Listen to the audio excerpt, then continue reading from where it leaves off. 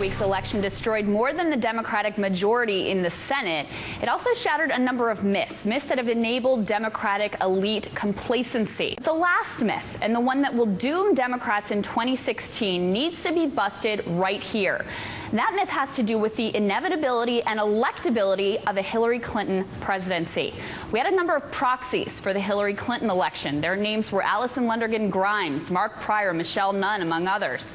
They were what Senator Mark Warner would call radical centrist. You might also call them Clinton Democrats, and I don't think I have to remind you how they all fared.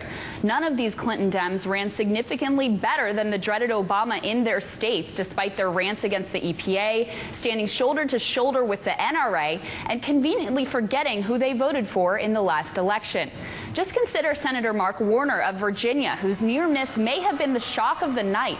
He'd focused on winning over unwinnable moderate Republicans in red areas of the state, rather than trying to excite the base and drive up a big margin in the D.C. suburbs.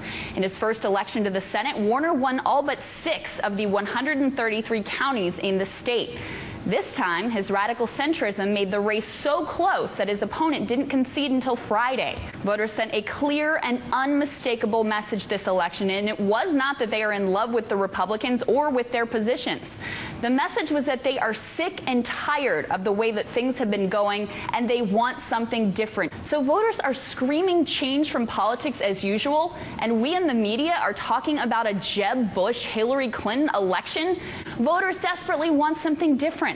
They're not looking for carefully calibrated, focus-tested messages, and if that's what they get, as they did this year, they may just stay home. Only 36.4% of eligible voters even bothered to show up this election. That's the lowest level in 72 years. Voters don't show up just because there's a Democrat on the ballot. You have to actually give them something to vote for.